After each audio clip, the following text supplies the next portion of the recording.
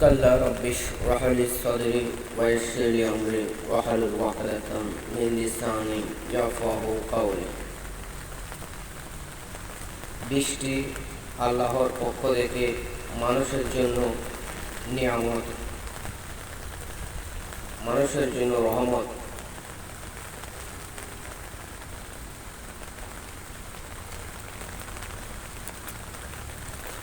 আল্লাহ তাআলা পবিত্র কোরআনে বলেন, সূরা নাহল অধ্যায় 16 10 থেকে 11 নম্বর আয়াতে বলা হয়েছে, হুয়াল্লাযী আনজালা মিনাস সামাঈ মাআন লাকুম মিনহু শারাবু ওয়া মিনহু শাজারু ফীহি তুসিমুন। তিনি সেই সত্তা যিনি আকাশ হতে বৃষ্টি বর্ষণ করে তোমাদের জন্য, তাতে পানীয় আছে, তা হতে গাছ উৎপন্ন হয়, তাতে পশু চরে। তিনি তা দ্বারা তোমাদের জন্য উৎপন্ন করেন শস্য, জৈতুন, খেজুর বৃক্ষ, আঙ্গুর ও সর্বপ্রকার ফল। নিশ্চয়ই চিন্তাশীল সম্প্রদায়ের জন্য নিদর্শন রয়েছে।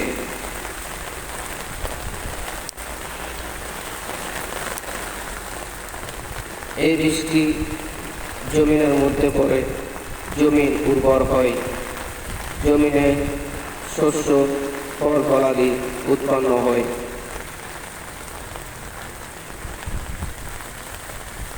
জমিনে যে গাছ উৎপন্ন হয় তা পশু পাখি আহার করে,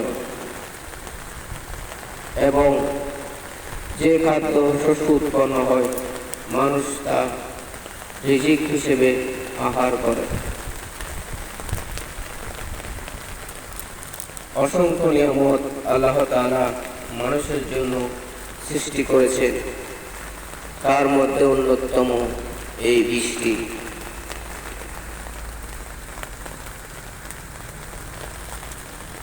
বৃষ্টির মাধ্যমে আল্লাহ তাআলা মানুষকে অসংখ্য নিয়ামত পৃথিবীতে দান করেছেন। ছোট ছোট গাছের মধ্যে ফল আল্লাহ তাআলা এই জমিনকে উর্বর করেছে এই বৃষ্টির পানির মাধ্যমে।